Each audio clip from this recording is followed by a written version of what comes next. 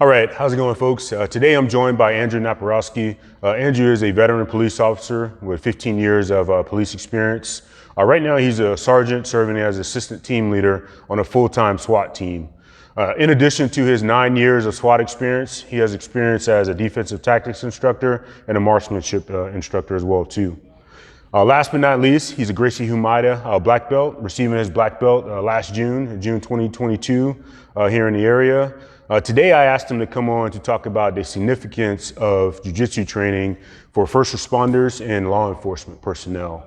Just from his experience on the team and throughout his time on the force, some noticeable things that he's noticed in people who train and don't train. So with that said, Andrew, what brought you to the gospel? What made you start training Jiu Jitsu? First off, thanks for having me. Appreciate it. Oh, thank you. Happy to be out here to spread the word, kind of thing. Yeah, for sure. Once I got on, I was a police officer for about 2 years. Recognized that I needed to pursue something further. Yeah. Recognized that, hey, they give you a baseline in the academy, but since that, it's like, if you want to improve yourself, you got to go out and seek it yourself. Yeah, I just found a local gym that I've been at, Fighter's Garage, since 2010. Nice. Stumbled upon it, went in there, and never looked back. So, nice. Recognized I needed to be effective as a police officer. You need to train yourself. The academy just gives you a baseline. After that, you got to keep improving. So once I went in the gym, recognized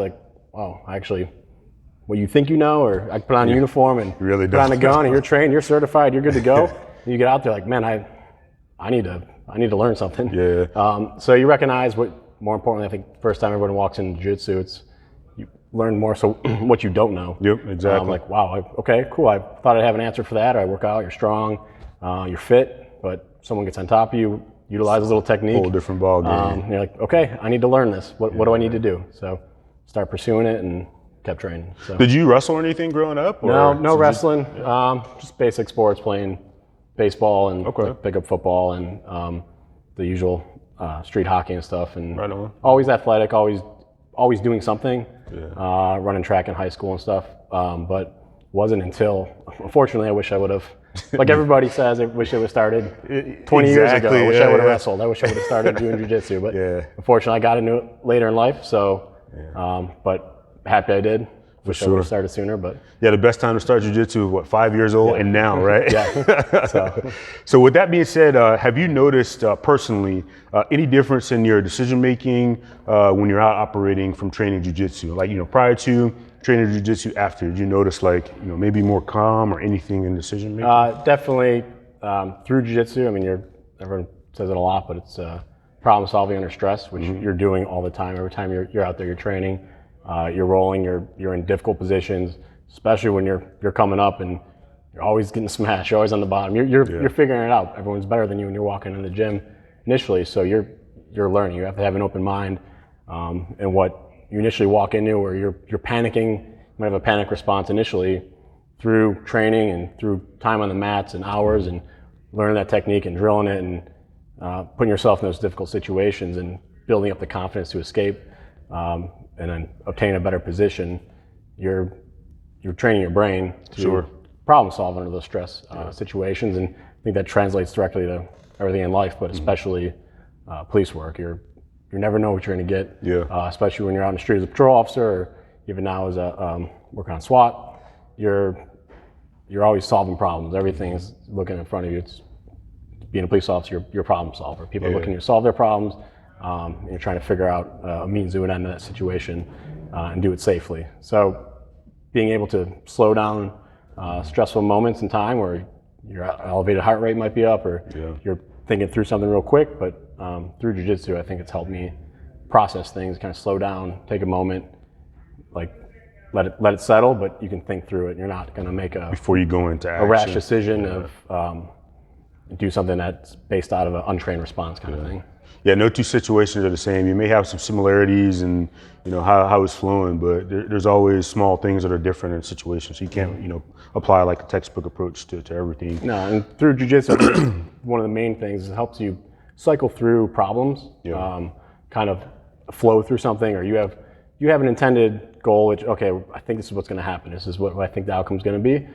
This is the path I want to go, but you recognize there's an obstruction there, the suspect does something different, or this other problem arises, well, you transition to the next problem. You move on to that next technique or move that in Jiu Jitsu, you just keep on, okay, well, they gave me this, I'm going to go here, I'm going to move this, instead of just running into the same problem. And you see an officer, maybe an untrained response to something, or they keep saying the same thing over and over again, like, man, they're stuck in the mud. You're able to help, and it helps you process in those moments. Like, hey, that's not working.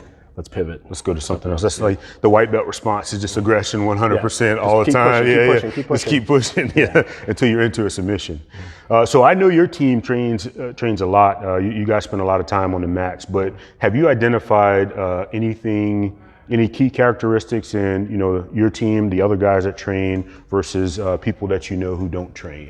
Is there like a few characteristics you can identify? Definitely great characteristics in folks who train, or at least I can speak for myself and the other guys that train. Again, I think it's biggest thing is keeping an open mind. I think the guys are, at least for me, I know that training, I think it takes away the ego in a lot of people where they come in where they expect you to know everything because you're in a certain role, or you're looked at, hey, you guys are on this team, and people expect you to know everything, or they think you know everything, but you don't. So training Jiu-Jitsu, I think, helps you recognize that I'm always learning. It's always a process. You're always learning.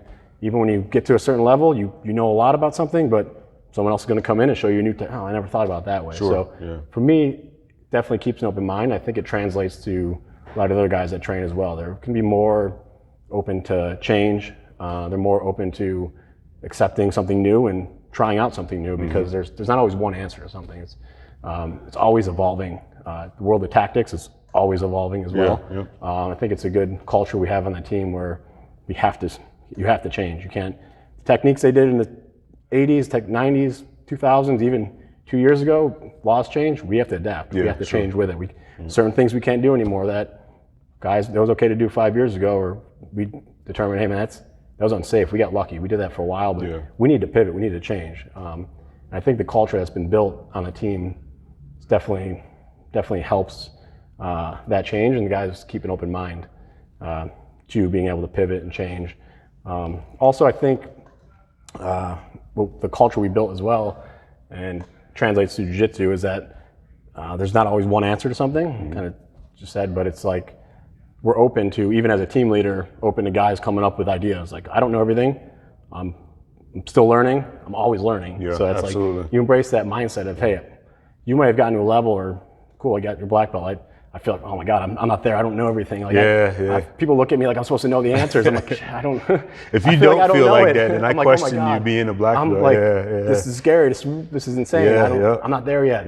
But the same thing at being a team leader, like assistant team leader at work, and being a police officer. Like we don't have all the answers in every situation. That's why you have a team. You rely on your guys to come up with ideas, and I think we feel like most of the guys are more open to that, to inputting ideas, and you kind of understand who's going to bring what idea to the table, and you'll sit on, okay, that's a great idea. Hey, let's go with that. Let's run with that. Or if they recognize something that you don't see. So I think it translates more the mental aspect of what you learn in Jiu-Jitsu translate to police work, especially, and team environment. So dovetailing off a point you just made, so black belt on the mats, assistant team leader, both require you to be in kind of like a leadership role. Do you see any correlations or any translation from kind of leader on the mats as a black belt as well as leader in the team?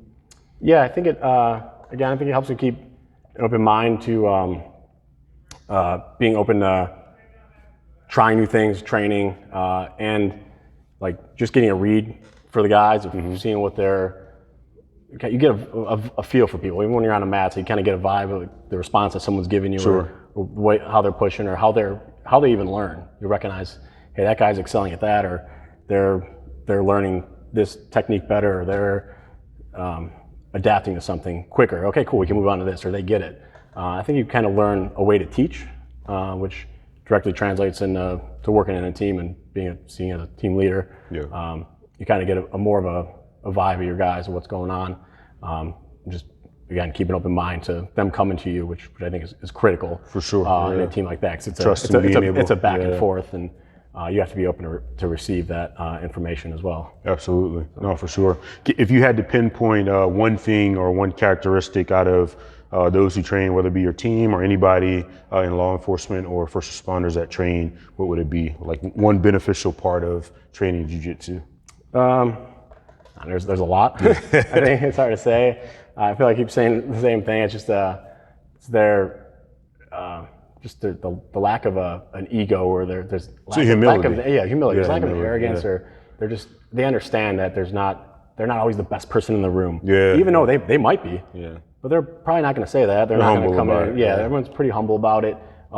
Just I think there's a confidence there because you realize that you're capable. Yeah. And again, it comes back to always being open-minded to learning something new. And every time you go in and train, you're gonna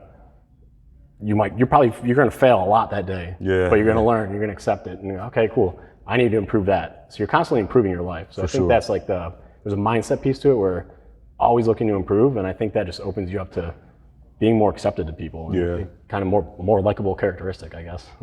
I know you guys are working to get like an internal program. You care to share like anything you guys are doing to, I guess, make jiu-jitsu a holistic part of training? Definitely. The program has built a lot over the years.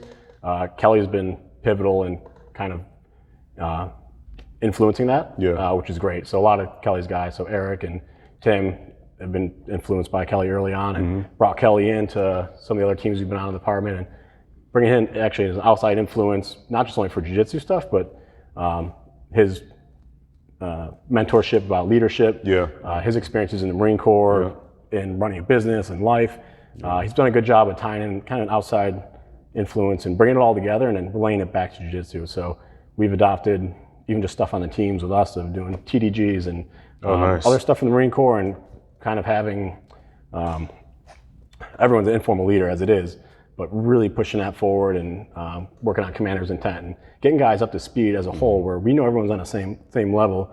We've all got the same fundamentals, and we understand basic skills that need to be done, and let them work. So Kelly's been pivotal in that, and that's kind of the culture that he's built that has had, like Eric and Tim have, early on, we've been a lot of guys that would train and roll. We'd kind of just be an underground group of guys that would, hey, let's get together and train at the academy. We do it in the basement and roll and stuff, and it was cool. It wasn't as accepted as it is now. When I went through the academy, there's no basic ground fighting. There's a little bit of Krav Maga stuff.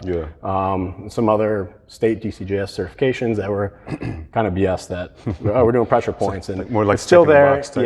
It's like checking the box. You're not really learning anything. That's why a lot of guys have to seek it out themselves. But since then, luckily guys have been able to influence some change in the department in a positive way, which the program has grown to the point where Tim was at the academy for a while, but Eric and Tim brought, after going to GST program, brought it back. Like, we're able to teach a week-long class.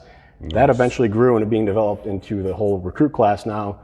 Those guys are night and day difference coming out of the academy in the last few years of the hours they get, at least 150 hours. Nice. They're grappling the whole time, grappling, wrestling, striking, like getting reps in. You got someone now that goes in and gets 6 months of concentrated training on a developed program where they're so lucky. The point of, I know a big gripe of people joining jiu-jitsu gyms is you show up multiple times a week, someone different's teaching, it's not super structured. Some schools are, but it's a hurdle because people come in different times, they miss a week.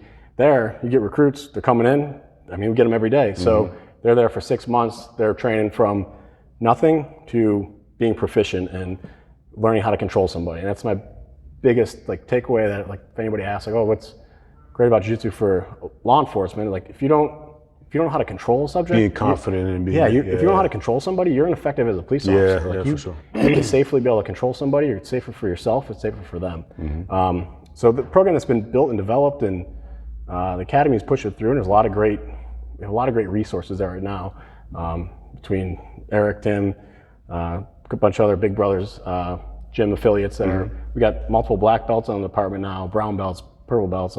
It's great. That's that awesome. are adjunct instructors, and develop the program to get it where it's at now, where you get someone to come in and you get to track the improvement. We'll do drills with them when they start, just get a baseline of what their desired response would be for subject control, two quick scenarios, and they'll come back and do it again at the end of the academy. Night and day difference with their confidence, their decision making. They know what to do, and their ability to transition through techniques of, all right, get a takedown, get against the wall, him down to the ground, transition knee on belly, get in handcuffing position, not using too much force. They're not overly overwhelmed. They're calm. You can hear make decisions. You can see the difference in them in that time, and it's cool to see. So I take pride in the fact that we've helped push through this program and kind of build it up and starting to get people to recognize, like, hey, this is important. For sure. It's not totally accepted everywhere yet. You're seeing the wave change where it's recognize how important it is for people to adopt. But that's where it is now for the academy. We have a lot of groups that we push out, like a lot of guys on our team train, and we'll open it up to everybody in the department. Hey, we're training. It's still kind of like an underground thing of like, hey, it's not as established because we get called out sometimes, and it's not all the time. It's not like a class all the time. Do you have like a frequency of how many times you guys meet a week? We try to meet once or twice a week. Okay. We'll push it out, and we even developed it to the point where it's growing to any officer wants to come, hey man, come train, post it, send out emails or send out messages, hey, we're training tomorrow, this time, gi or no gi, whatever we're doing. And we also got people from the fire department involved, so we're kind of branching out there. So overall, we're just building the community, which is really cool. Not only we're training officers and some of the firefighters that are coming in, you're building that community with people that you get to interact with that you wouldn't see any other way. It's a large department, and you got different shift works. 1,300 people in the department. So you got people coming in, new guys, they're training with seasoned detectives or guys on SWAT team or other lieutenants that you wouldn't interact with otherwise, but now you get a chance to meet them, interface with them, see how they train, learn from each other, and then you see each other on the street. It's going to be it's better overall. For sure. And then mixing in with some of the fire department folks that are coming in, and so it's going to jive better. You're going to be more approachable. It's just building new connections. So it's pretty cool.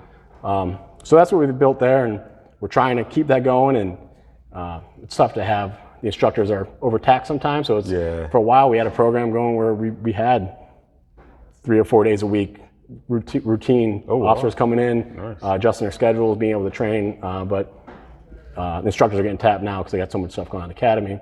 Our ultimate goal is to build a program where we have someone from the outside come in, get outside instructor. Who's dedicated just developing a straight Jiu Jitsu program. Nice. Because a lot of stuff the academy we're doing is taking grappling, striking, Jiu Jitsu, and making it into law enforcement. Because there's weapons involved, weapon retention, suspect control, suspect weapons, everything's got ultimately in handcuffing. But actually developing hopefully like an auxiliary like Jiu Jitsu school as part of our big WellFit program. So the department's done a good job of expanding like workout routine, like having strength and conditioning coaches, having nutritionists on hand, having physical trainers on hand, having all that stuff there. What our goal is to incorporate a jiu-jitsu program, and we're starting to make steps towards it. And ideally, it'd be taught by an outside instructor that can bring in the right people for the job, that they understand the culture of the police department. It's officers' chance to train, hopefully, ideally get a couple different times that work with shift change between us and the fire department. They can come in, train. That's your chance to kind of have a whole separate squad, bond with people there, come up the ranks through there. It's included in the county, it's covered. You don't have to worry about the stress of finding the gym somewhere else. Like, it's incorporated in your day, maybe on the way home when you leave your shift, or coming in, or you can hopefully eventually leave work, go train for 2 hours. And then come back. Yeah, and then come back. That's awesome, because definitely not all departments are thinking that it's that important. But it should be part of your training. It should be. It'd be so lucky to get make that happen. You hear a lot of other places that they're paying other gyms for guys to get memberships, or encouraging them to. Like, there's some other places, there's some cool programs that they're running, but I think we have the infrastructure and the ability to do it ourselves within our agency. And if they can buy on that and see the positive outcomes from that, would be, I think, just nonstop. There's nothing, I can't say anything negative from it. You're investing in your people, they're going to be healthier, they're going to be happier. Jiu-jitsu, you're going to move better. Your mobility is going to get better. I think you're going to be stronger. Mentally, it's like it's like therapy. You go there, you don't think about anything else for an hour. You train, you focus on that. You're activating your brain. You're learning. You're training under stress. You're learning how to manage your heart rate.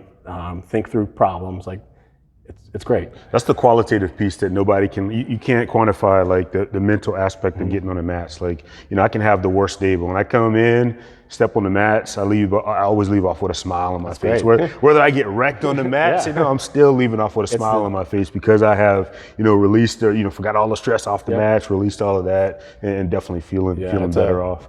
It's a high you can't replicate. It's a weird thing. Like, wow, something wrong with me? Like, I just went there and got crushed. But you're breathing heavy for an hour, 2 hours, whatever the case may be, whatever kind of class you're doing. But you're working hard. You're sweating. You're covering sweat. But like, oh, that was awesome. It was awesome. I can't wait to do that again tomorrow. It was great. But because you didn't think about anything else. The whole world just disappeared. You spent an hour just surviving, or just working through that problem, or flowing through that motion, and like you're just only focused on your opponent at that time.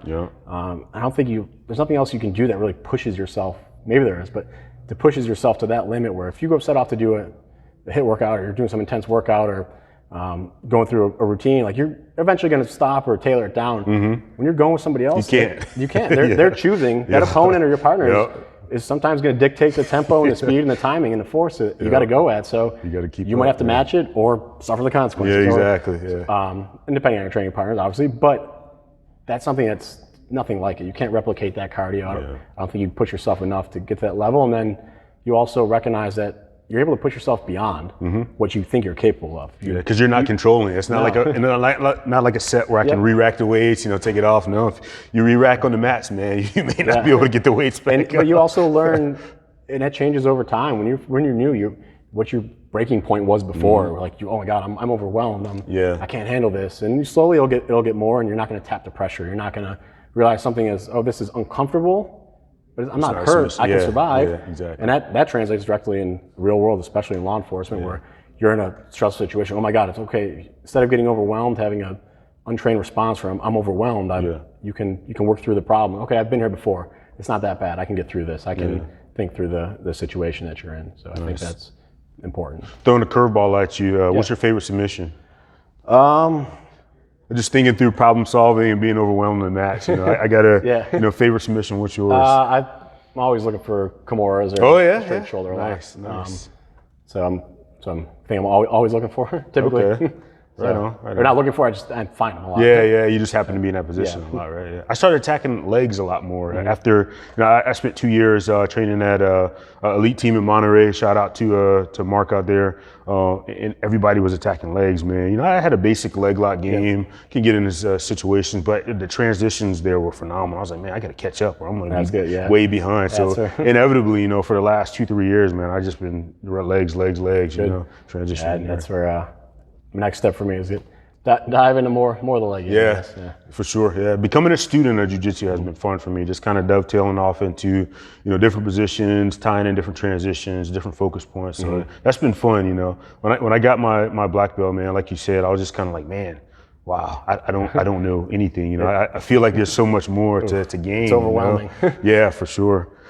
With that being said, so Michigan recently passed, or they had on the ballot some policy to mandate every law enforcement officer was a blue belt. I have thoughts about it, but what are your thoughts on mandating the blue belt? It's interesting. There's been a lot of chatter about that over the last few years, which is like of other people. Hey, if every officer was a blue belt, that'd be awesome. I agree. It would be awesome if every person came in was a blue belt and you had that to start with, like leaps and bounds what we can accomplish. I haven't the issues, or I think it just could be as an idea. Awesome, but putting that into practice and following through with that and having like a standardization of that would be, I think, difficult or watered down, or I'd be scared of, or it might be limiting to somebody that maybe doesn't have access to gyms anywhere near them, or what does it mean to them, or if they really want to be in law enforcement, it should be someone that has a drive to be there. I don't want to convince someone it's not a job you take, it's a profession. You have to want to do it. You have to be passionate about it. So.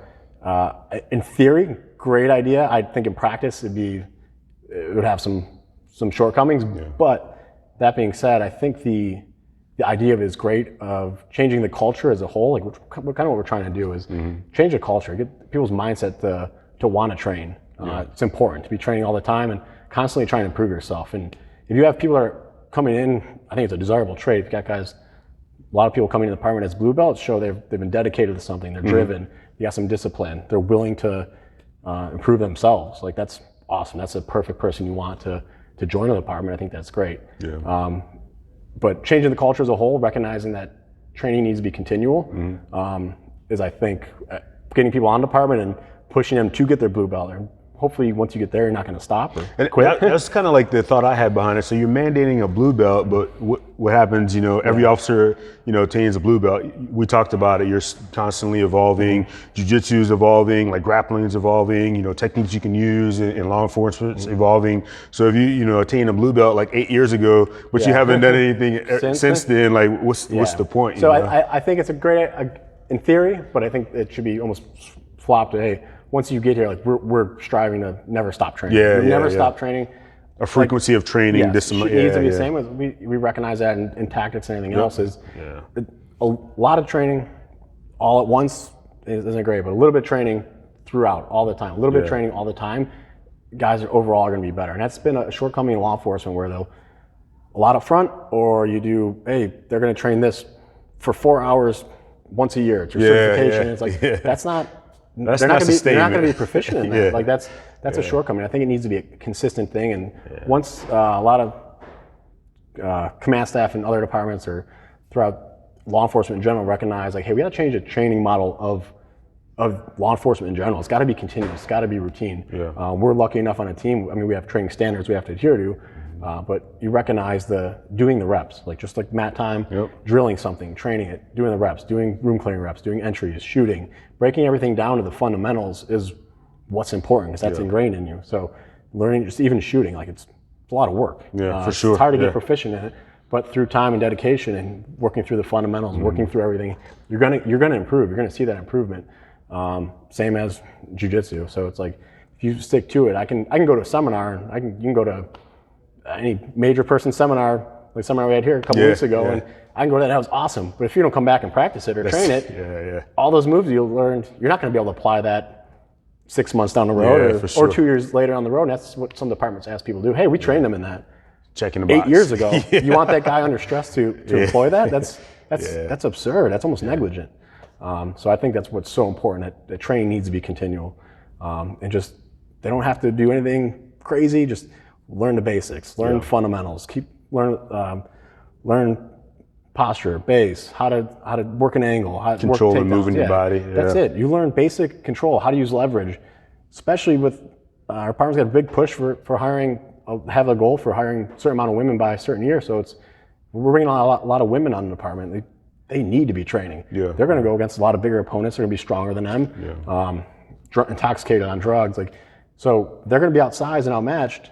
We want them to be more proficient in their skills. Be confident. Which you can learn. You can learn how to control a larger subject utilizing jiu-jitsu. It's not the end all be all. Yeah, for sure. But I'd rather have a trained response than untrained response. So no, for sure. It's important. What do you think is like the optimal time per week? Maybe for your team. So the commodity on the team is time, right? It's only a certain amount of time you have on duty, off duty with your family. What's the optimal amount of time to train throughout the week, you think? As a team or just as a team, not as an individual, not as a person, but we're training at least once or twice a week as a team. I obviously would like to do it more. But you still got to limit your time to everything else. And then a lot of the guys that do train at work, they'll go home and they'll go train at their gym at night. And it's cool. And then we'll come in and train in the morning and then like, hey, did you go to class last night? Oh yeah, we worked on this and that. All right, cool. And then everyone goes to some guys go to different gyms and stuff. So you come in and get to roll again. So it's cool. It's nice. It's a good vibe. So I always like to close out talking about the process. So, the podcast being a process over prize podcast, sorry.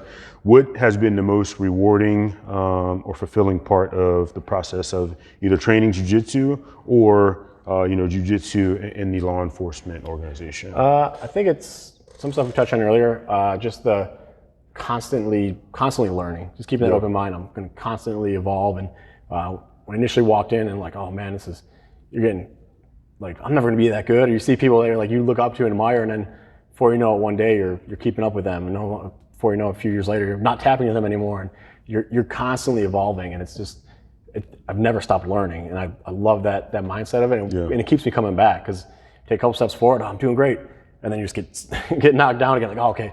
cool, I got to get better at that. I was exposed there. I got to do that again. Yeah. So that's translated over me personally into every other aspect of life of just being open-minded to, hey, I want to learn. I'm not always going to succeed at something. You're going to stumble. You're going to fail. You're going to get back up and keep going because you can actually tangibly see the improvement on it. And I recognize that through work and through different things I've done throughout the years. That to get where I'm at is you got to keep trying. You're not going to give up on it. Yeah, it's something for sure. you hit a wall once and pivot. You're going to keep going. You're going to transition. You're going to flow through something.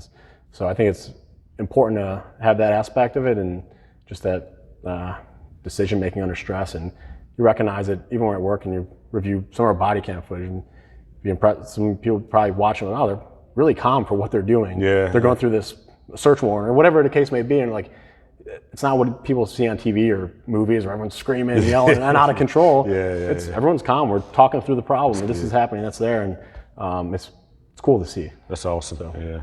Well, Andrew, thank you again for your time. Love to have you on. Love to hear the perspective from a law enforcement and first responder standpoint. And if possible, maybe get some of the guys from the team on as well too to just talk about their experience. Yeah, it'd be great to hear their aspects of it. Yeah, no, for sure.